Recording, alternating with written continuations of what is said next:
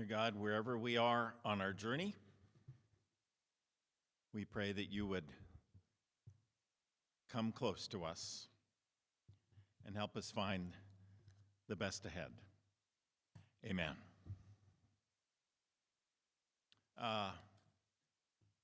Beginning with a story. A young student at Oxford University was taking an important examination in religious studies. The exam question for this day was to write about the spiritual meaning at the bottom of the miracle of Christ's turning water into wine. For 2 hours, the student sat in the small classroom while other students filled their pages with complex theological explanations. The exam time was almost over, and this one student had not written a single word. The proctor came to him and insisted that he commit something to paper before turning it in. Then the young Lord Byron simply picked up his pen and wrote the following line: "The water met its master and blushed." Now, I did my best to check that account out, and though I found many sightings of it, I found no verification. So I will chalk the story up as apocryphal, but it is, however, beautiful nonetheless. And part of the effect of its beauty, I think, depends on whether the listener understands Jesus to be beautiful himself. And that bit of eros in Byron's comment that the water blushed is often what gospel stories generally lack, right? Except in maybe that one instance where an unnamed woman washes Jesus' feet with her hair and rubs his feet with something called nard, which makes him smell particularly lovely. What are we to make of Jesus' relationships with women? Well, don't go looking into the movie or novel The Da Vinci Code expecting to learn anything about Jesus and Mary Magdalene. That's totally bogus. If you want to know something about a man's relationship with women, you can do worse than start by examining his relationship with his own mother. And in the case of Jesus, this gets at something many interpreters of this morning's text have been baffled about for decades. Not the part where Mary leans on Jesus to do the miracle. No, look instead at the part of the story where Jesus refers to his mother as woman, as in, "Woman, my time has not yet come." Now, this is very odd to sociologists of first century Palestine. There is no parallel for this kind of indignation with a mother in any piece of ancient Greek or Hebrew literature. How shall we account for it?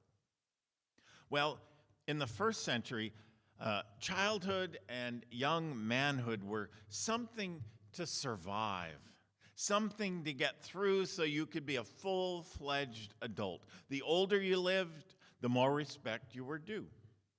So one explanation might be that Jesus is still fighting for his own agency, while his mother is struggling with her precocious son for her due as his mother.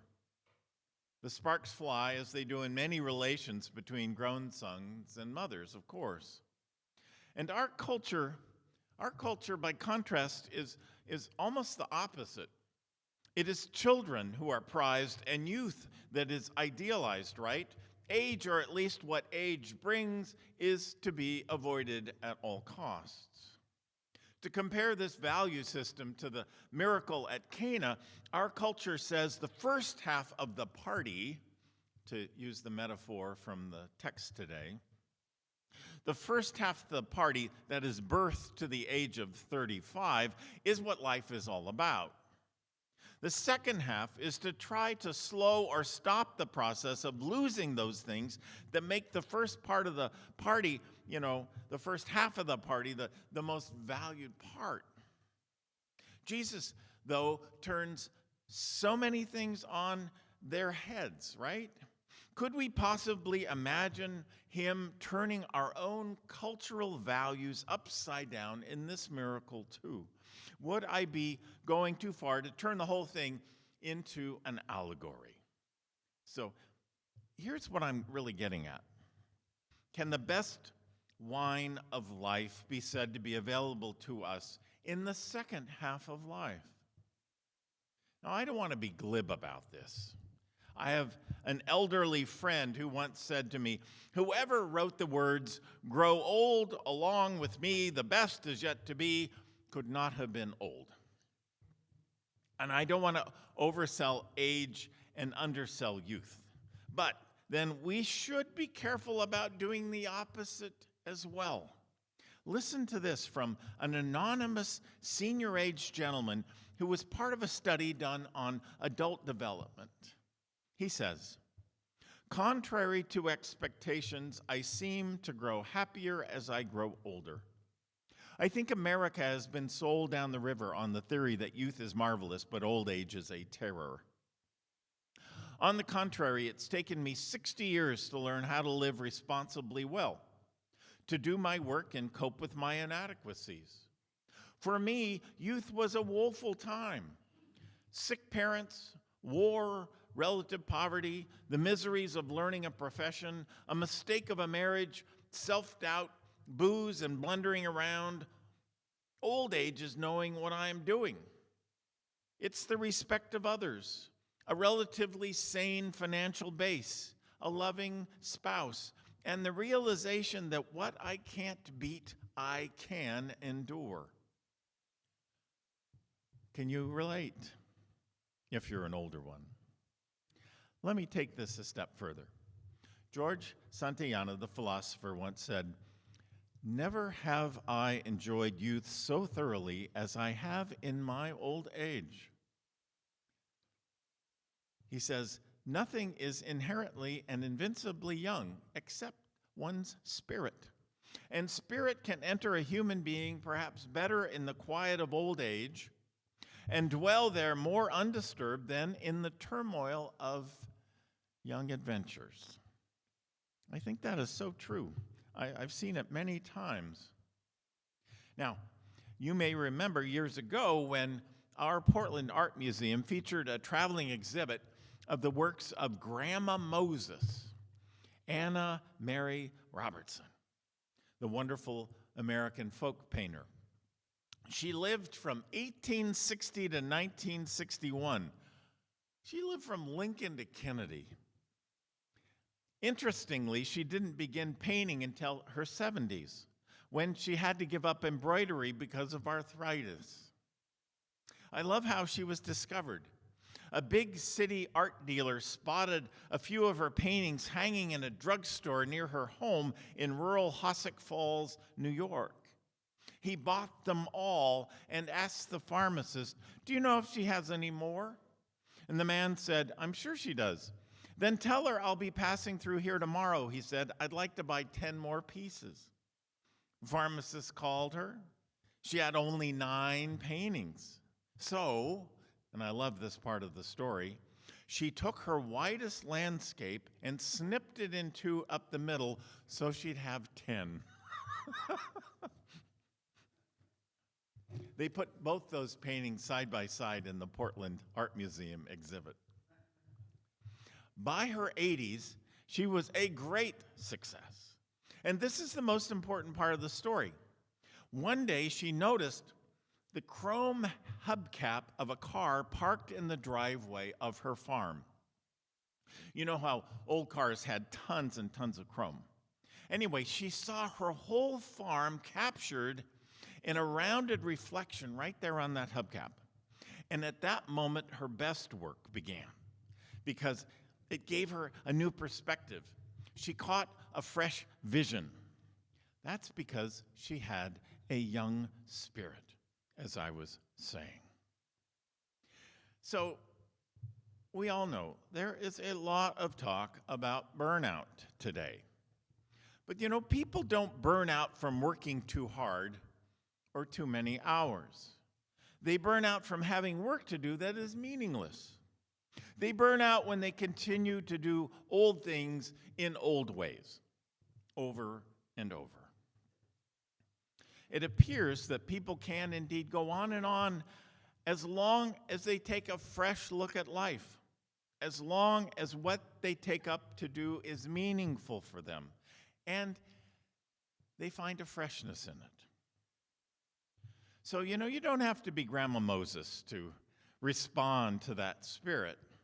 Consider this story. It's told in the first person by a woman who looked hard at age 60, and it was scaring her. She only gives her initials, and they are BC. She writes, "Last spring, I made a major life change, and I wasn't suffering from a midlife crisis. At 57, I'm way beyond that. I decided I could not wait 8 more years to retire and could not be a legal secretary for 8 more years. I quit my job, sold my house, furnishings, car, gave my cat to my neighbor, and moved to Prescott, Arizona, a community of 30,000 nestled in the Bradshaw Mountains with a fine library, community college, and a beautiful town square. I invested the proceeds from the sale of everything, and I now receive $315 a month in interest income. That is what I live off of. I'm anonymous. I am not on any government programs. I do not receive any kind of welfare, not even food stamps. I do not eat at the Salvation Army. I do not take handouts. I am not dependent on anyone. My base is downtown Prescott, where everything I need is within a radius of 1.5 miles, easy walking. I have a post office box, cost $40 a year. The library is connected to the internet, and I have an email address, of course. My storage space costs $37 a month, and I have access to it 24 hours a day. I store my clothes, cosmetics, hygiene supplies, a few kitchen items, and paperwork there. I rent a secluded corner of a backyard a block from my storage area for $50 a month. This is my bedroom, complete with Arctic tent, sleeping bag, mattress, and lantern. I wear a sturdy pack with a water bottle, flashlight, toiletries, and rain gear. Yavapai, I'm not pronouncing that probably right, Yavapai College has an Olympic-sized pool and a women's locker room. I take college classes and have access to these facilities, cost $35 a month. I go there every morning to perform my toilet and shower. I go to the laundromat with a small load of clothes whenever I need to, cost $26 a month. Looking presentable is the most important aspect of my new lifestyle, and when I go to the library, no one can guess that I am homeless. The library is my living room. I sit in a comfortable chair and read. I listen to beautiful music through a music system there. I communicate with my daughter via email and type letters on one of the computers from time to time. I stay dry when it is wet outside. Unfortunately, the library does not have a television, but I found a student lounge at the college that does. And most of the time, I can watch the PBS NewsHour and other public TV programming I enjoy. Eating inexpensively and nutritiously is my biggest challenge. My budget allows me to spend $200 a month for food. I have a Coleman burner and an old-fashioned percolator. I go to my storage space every morning and make coffee, pour it into my thermos, load my backpack, go to the park and find a sunny spot to enjoy my coffee and listen to NPR's Morning Edition. Back to eating. The Jack in the Box has 4 items that cost $1. There's a nutrition program at the Adult Center where I can eat a hearty lunch for $4. For dinner, back to the Jack in the Box. I buy fresh fruit and veggies at Safeway, and in the evening, I make popcorn on my Coleman burner. I only drink water and coffee. Other beverages are too expensive. I've let my hair grow long, and I tie it back in a ponytail like I did in grade school. I do not shave my legs. The natural look costs nothing. I love going to college. This fall, I'm taking ceramics, chorale, cultural anthropology for enrichment, not for credit. I love reading all the books I want to, but never had enough time for. I also have time to do absolutely nothing. Of course, there are negatives. I miss my friends from back home. Claudette, who works at the library, though, has befriended me. She never pressures me to live differently, and I know she's there for me if I need her. I also miss my cat. I keep hoping a cat will come my way, particularly before winter sets in. It would be nice to sleep and snuggle with the furry body. I hope I can survive the winter. I don't know what I'll do if I get sick. I'm generally an optimist, but I do worry. Pray for me, she says.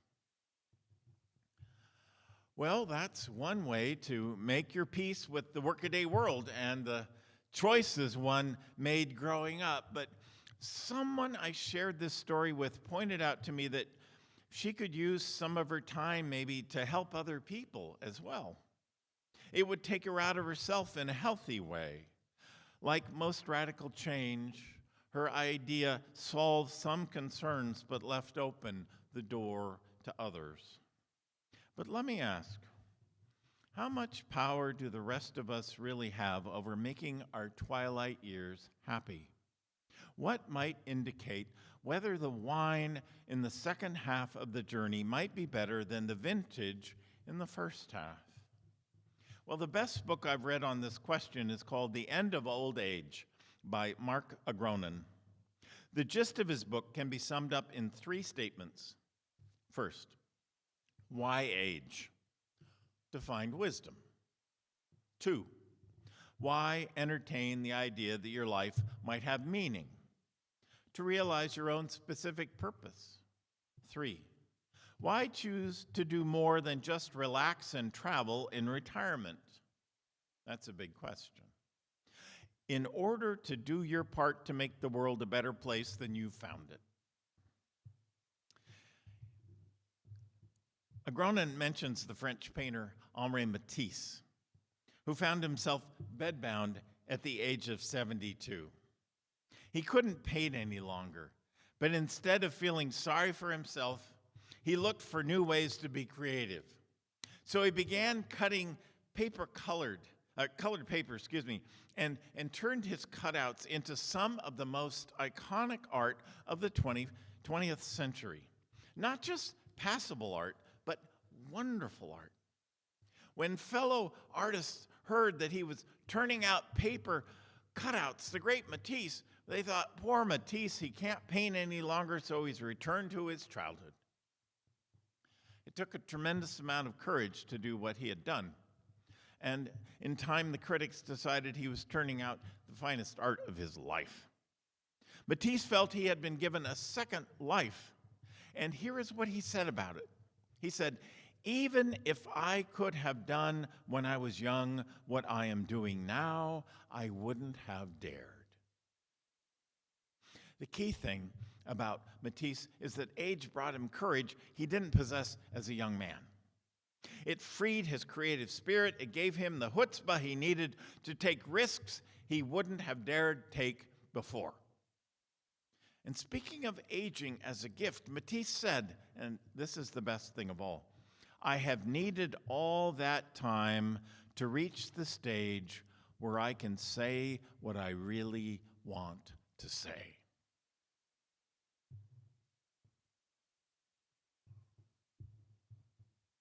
As Jesus launches, into his adult life, right here at this wedding in Cana, he's, as I said, contending with his mother.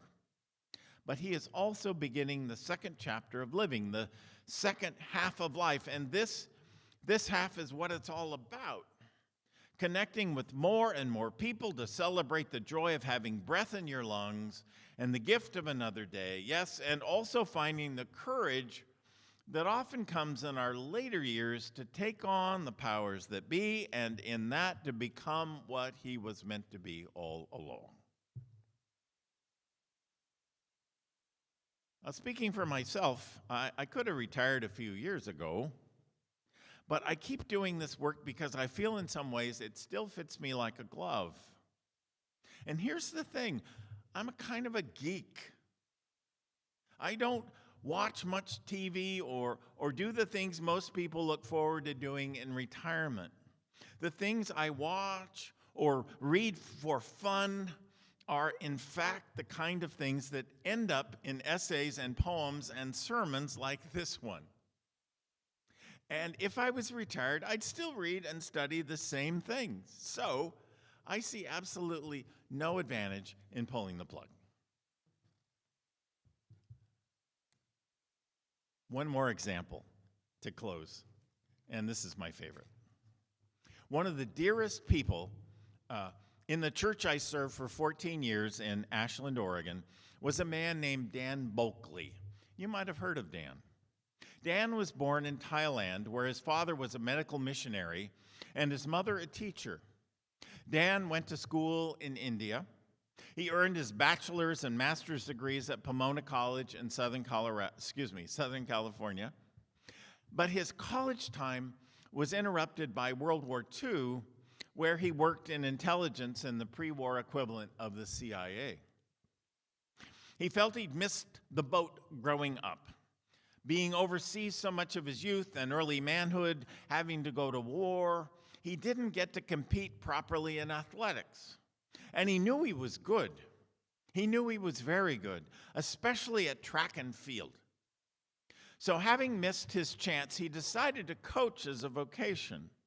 He began coaching high school sports and ended up coaching at Southern Oregon University.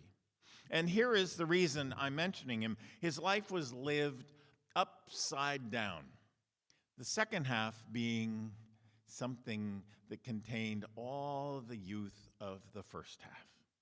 Because it was in retirement that he began to compete in serious athletic events. Dan ended up being the best track and field athlete in the country over the age of 60. And then he did it again in a new age division when he hit his 70s.